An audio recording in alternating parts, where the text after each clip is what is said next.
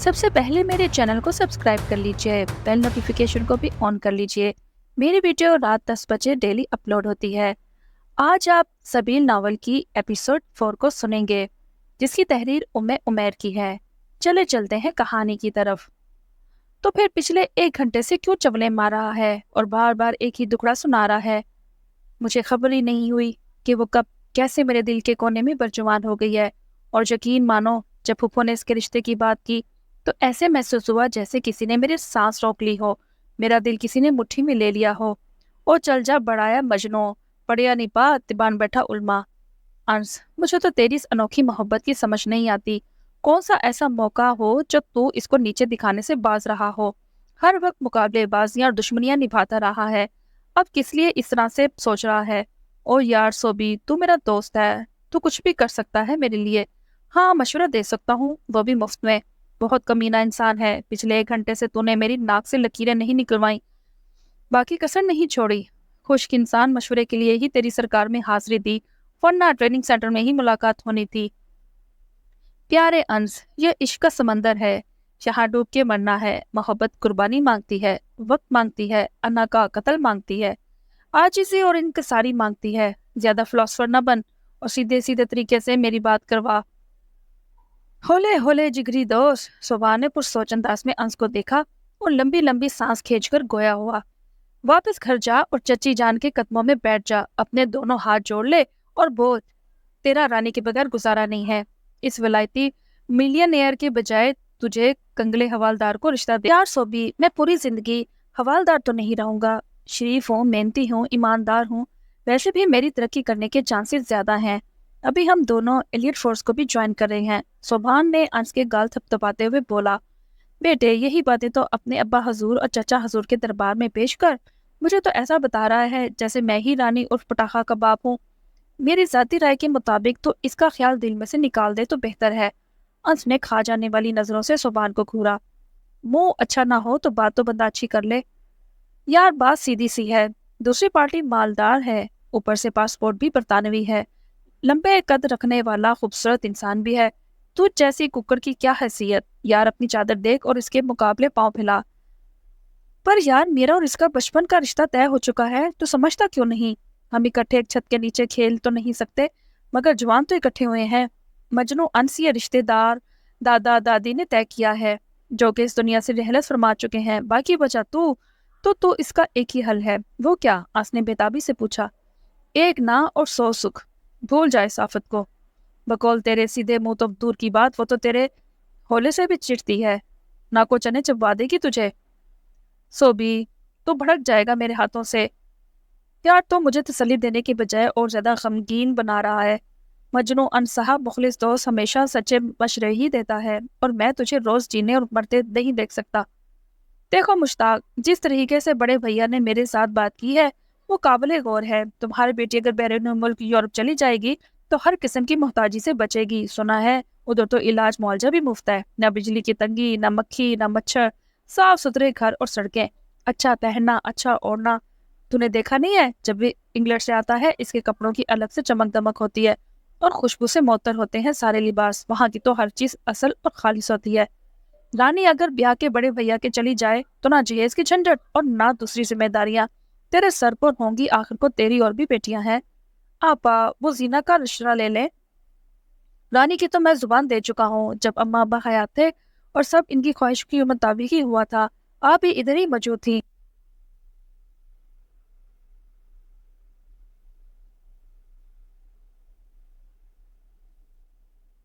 میرا زمین نہیں مانتا آپا، آپ سمجھائے بڑے بھیا کو۔ مشتاق، میں تمہارے کہنے سے پہلے ہی ان سے بات کر چکی ہوں، بہت کوشش کی۔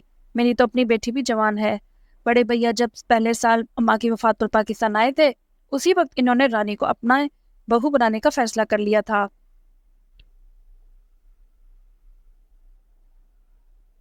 میں کیسے ان کے فیصلے کے سامنے اپنی دنیاوی ضروریات کو ترجیح دوں؟ میرا زمین نہیں مانتا آپا، آپ سمجھائیں بڑے بھیا کو۔ مشتاق، میں تمہارے کہنے سے پہلے ہی ان سے بات کر چکی ہوں، بہت کوشش کی۔ میری تو اپنی بیٹی بھی جوان ہے۔ بڑے بھیا جب پہلے سال اماں کی وفات پر پاکستان آئے تھے، اسی وقت انہوں نے رانی کو بہو بنانے کا فیصلہ کر لیا تھا، اس لیے تو وہ صرف رانی کے لیے ہی بزید ہے۔ تم خود سوچو انس، پولیس میں ہوادار ہے، اس نے کیا کرنا ہے؟ یہ تو اپنا الگ سے گھر بھی نہیں بنا پائے گا، یہ الگ بات ہے کہ رشوت خور بنے۔ آپا، انس تو اپنا دیکھا پالا ہے، جبکہ بڑے بھیا کا زیاد تو بچپن میں دیکھا تھا، نہ جانے کس طبیعت کا مالک ہو۔ بیٹی کا ہاتھ کیسے کسی انجان شخص کے ہاتھ میں دے سکتا ہوں؟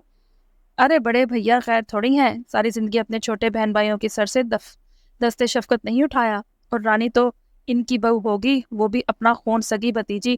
پریشان ہونے کی ضرورت نہیں ہے، چلو نیچے چلتے ہیں اور سب مل بیٹھ کر بات کرتے ہیں۔ بھیا نے تو سیٹیں بھی بک کروا لی ہیں۔ آپا، اتنی بھی جلد بازی کی کیا ضرورت ہے؟ ارے باولا ہو گیا ہے، تمہیں پتہ نہیں ہے کہ کتنی مصروفیات ہے، اور ان کی زندگی تو کچھ زیادہ ہی مصروف ہے۔ زیاد نے بڑی مشکل سے چھٹیاں لی ہیں اپنے کام والوں سے، اور اس کی فرما برداری دیکھو، یورپ جیسے ملک میں رہتے ہوئے بھی اپنا سر خم کر لیا ہے اپنے والدین کی خواہش پر۔ انس کی گھر واپسی پر گھر میں بڑوں کی مجلس پورے عروج پر تھی۔ سلام کر کے خاموشی سے کونے میں پڑی کرسی پر بیٹھ گیا۔ دل مچل رہا تھا کہ بولے رانی انس کی ہے، رانی صرف اور صرف انس کی ہے۔ دماغ اسی کی تردید کر رہا تھا کہ مصلحت اور حکمت سے کام ہو۔ بڑی پھپھی کے دلائل مثبت اور حقیقت پر مبنی تھے۔ انس کے اندر سرد جنگ جاری تھی، اپنی محبت کی خاطر کیوں سگے بہن بھائیوں میں پھوٹ ڈلوائے گا، پورے خاندان کا سکون تو برباد کر دے گا۔ انس، تیرے پلے بھی ککھ نہیں ہے یار، صوبی کے دلائل کانوں میں گونج رہے تھے۔ مجبوراً اس مجلس سے راہ فرار ڈھونڈی اور اپنے کمرے میں جا کر سر ہاتھوں میں لے کر بیٹھ گیا۔ بے چینی اور بے قراری بڑھی تو کمرے میں ایک سے دوسرے کونے میں چکر کاٹنا شروع کر دیے۔ سر درد سے پھٹا جا رہا تھا، سمجھ نہیں آ رہی تھی کہ کیا کرے اور کیا نہ کرے۔ اس آفت کی پڑیا کے سامنے اگر اظہار بھی کیا تو وہ جینا محال کر دے گی۔ اگر اس چڑیل رانی کو ذرا سے بھی بھنک پڑ گئی کہ میں اس کے لیے کیا جذبات رکھتا ہوں تو وہ میرا کچومر نکال دے گی اور جوابی کارروائی میں کوئی سر ہی نہ پھاڑ دے۔ انس نے وقتی طور پر رانی کا غسیلا چہرہ تصور میں لا کر ہلکی سی جھرجھری لی۔ ہائے اللہ، یہ چلاک لومڑی میرے حواسوں پہ کیوں سوار ہو رہی ہے؟ نہ ہی حصور میں مار رہی ہے، نہ ہی اس کو دل سے دستبردار کر پا رہا ہوں۔ بقول شاعر، نپا نیا ہوں ابھی حالت جدائی میں، پلٹ پلٹ کر تیری سمت دیکھتا ہوں ابھی۔ کچی عمر کی پاکیزہ محبت نے انس تجھے خوب رگڑا ہے۔ پھر دل کے ہاتھوں مجبور ہو کر کمرے سے باہر نکل آیا اور پاؤں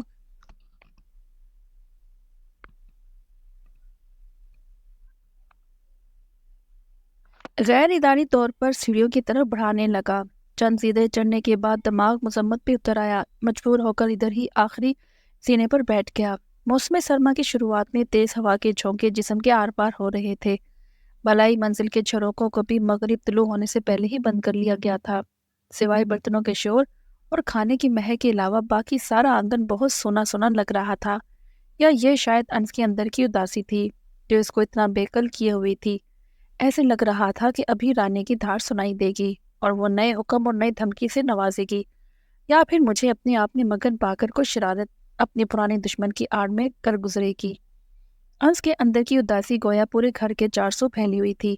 دل ہی دل میں اپنے سکون قلب کے لیے اللہ سبحانہ تعالیٰ کو پکار رہا تھا۔ اے اللہ، میں پریشانی اور غمخواری میں بہت زیادہ کنجوسی کر بیٹھا ہوں، مجھے معاف کر دینا، میں تیری پناہ کا طلبگار ہوں۔ یادوں کے تانے بانے بنتے بنتے کانوں میں اللہ اکبر کی آواز آنے لگی۔ شاید وہ محفل کو برخاست کر کے مسئلے کا حل ڈھونڈ چکے تھے۔ دل میں کسک اٹھی۔ عورتیں بھی نماز کی ادائیگی کے بعد باورچی خانے کا رخ کر چکی تھی۔ سلطانہ آپا، رانی نے کھانا سب کے لیے تیار کیا ہوا ہے، سب اوپر چلیں۔ رضیہ، جو کھانا میں دن میں تیار کر چکی ہوں اس کا کیا کروں؟ آپا فریج میں رکھو اور کل کھا لینا۔ وہ سب اسی موضوع میں غلطاں تھے کہ رانی تیز تیز زینے اترتی سب کے سروں پر جا پہنچی۔ خالہ جانی، سب ابھی اور اسی وقت اوپر چلیں، میرے ساتھ بغیر کسی لگی پٹی کے۔ میں نے اتنا لذیذ کھانا تیار کیا ہے کہ بس آپ لوگ اپنی انگلیاں چاٹتے رہ جائیں گے۔ رانی نے چٹخالے لیتے ہوئے مزید اشتہا بڑھانے کی کوشش کی۔ قسم سے بھوک سے میری مرمت ماری گئی ہے۔ وہی کھن کی آواز، وہی زندگی سے بھرپور لہجہ، رانی، اور یہ سب کچھ پکا پڑا ہے۔ سلطانہ بیگم نے دہائی دی، خالہ جانی، اپنے لاڈلے بیٹے کو دینا یہ والا کھانا، اکیلے بیٹھ کر کھانا کھائے، آج اس کی سزا یہی ٹھہری۔ آئے ہائے، اتنی بھی کیا دشمنی ہے میرے گھبراؤ بھتیجے کے ساتھ؟ بھتیجے کی محبت نے پھوپھو سے رہا نہ گیا تو دہائی دے ڈالی، پھوپھو جان، آپ یہاں پر ایک دن اور ایک رات ٹھہر کر دیکھیں، پھر آپ کو پتہ چلے گا کہ آپ کا بھتیجا کتنا سیدھا سادہ ہے، بالکل تیر جیسا۔ رانی اپنے ہی رو میں بولی جا رہی تھی، اس بات سے بے خبر تھی کہ انس اس کے پیچھے کھڑا اس کی باتیں سن چکا ہے۔ انس بھی اپنے نام کا ایک تھا۔ فوراً رانی کے کان کے قریب ہو کر پورے زور سے باؤ کہا۔ رانی چیخ مار کر 2 فٹ اچھلی اور پیچھے ہٹ گئی، اور اس کی ٹانگیں خوف سے تھر تھر کانپ رہی تھی۔ دل کی دھڑکن اتنی تیز ہو گئی تھی کہ ایسے لگ رہا تھا جیسے اس کی پسلیاں ہی ٹوٹ گئی ہوں۔ جیسے ہی تھوڑی سنبھلی، انس کو سامنے باچھے گلے پایا۔ باقی سب کا بھی ہنس ہنس کر برا حال ہو رہا تھا۔ دیکھا آپ سب بھی اسی انس گدڑ کے ساتھ مل چکے ہیں، اور خاص کر کے امی اور بابا بھی۔ پھوپھو تو ویسے بھی انس کے حق میں ہی بولیں گی۔ خالہ تھوڑی بہت میری طرفداری کریں۔ رانی نے منہ پھسورا۔ برخوردار کیوں تنگ کرتے ہو میری گڑیا کو؟ بابا جان، اس کی حرکتیں ہی ایسی ہیں کہ اس کو جی بھر کے تنگ کیا جائے۔ ابھی بھی یہ میری غیبتیں کر رہی تھی اور امی کو غلط پٹیاں پڑھا رہی تھی۔ انس شکل اچھی نہ ہونا تو انسان بات اچھی کر لیا کرے، رانی نے تنگا کر کہا۔ بس بس، اب بہت ہو گیا، تم دونوں ابھی بریکوں پہ پاؤں رکھ لو، ابھی تم دونوں نیا محاسنہ کھول لینا۔ رانی جلدی سے کھانا لگاؤ، تمہاری پھپھو کو گھر بھی چھوڑنا ہے۔ آج تم پھپھر کو فون ملا کر دو تاکہ گھر کی خیر و عافیت معلوم کر۔ کیوں بھائی؟ بس نہیں کھائے گا، رانی نے لٹکتے منہ کو مزید لٹکا دیا۔ بہت بری بات ہے رانی، امی سے رہا نہ گیا اور تنبی نظروں سے گھورا۔ یہاں پر یہ چند دنوں کا مہمان ہے، پھر واپس اپنی نوکری پر چلا جائے گا۔ تم باقی کی دشمنی اس کی اگلی چھٹیوں میں نکلوا دینا۔ چلے آپ ٹھیک کہتی ہیں، ورنہ اس کے لیے تو بہت کچھ پکا پڑا ہے، اور ویسے بھی نیچے والا پورشن خالی ہوگا۔ اگر کوئی چوری چکاری ہو گئی تو کسی کو تو یہاں موجود ہونا چاہیے۔ رانی نے ایڑی چوٹی کا زور لگایا مگر بے سود۔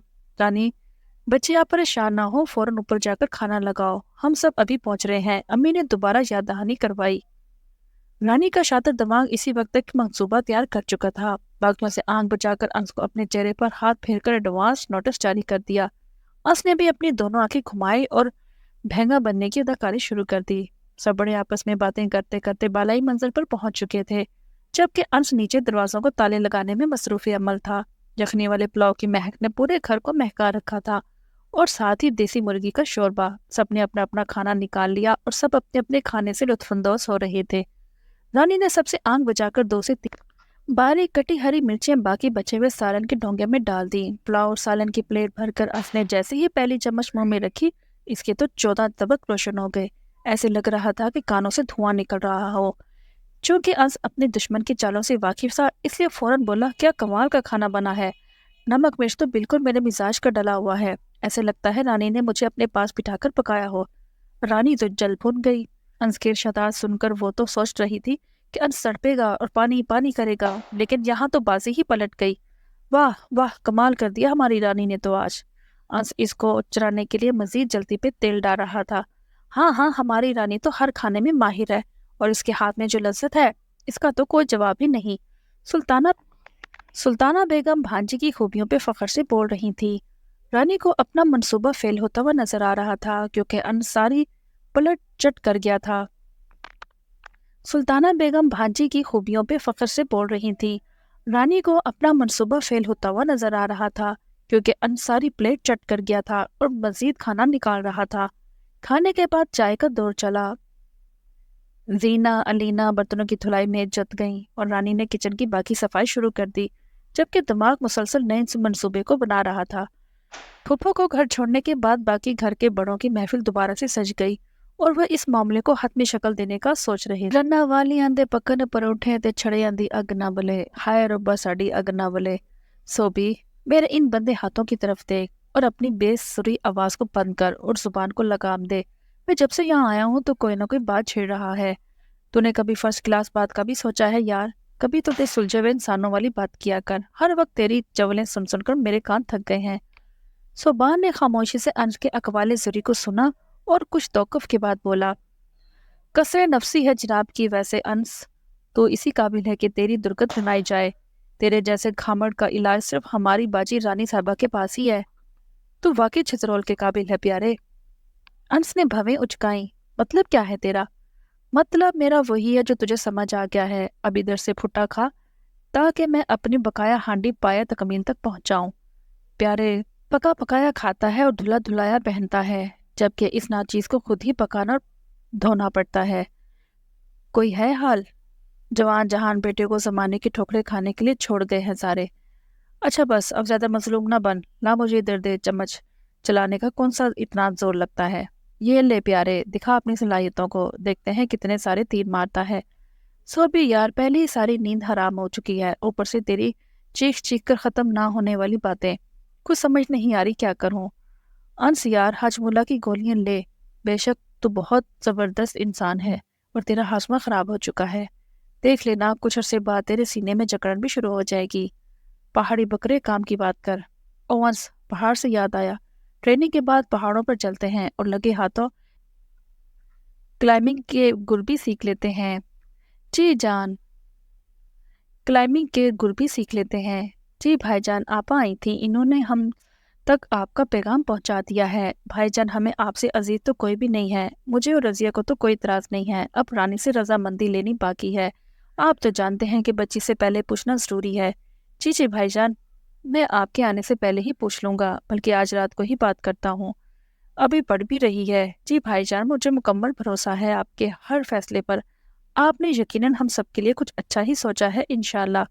फोन के बाद रानी के बाबा गहरी सोच में डूब गए और रजिया बेगम को सारे हकाइक से बाखबर करने के बाद रानी से बात करने की तंबी की। रजिया बेगम ने तमाम ऊंच नीच रानी को समझाकर इसे जवाब मांगा तो रानी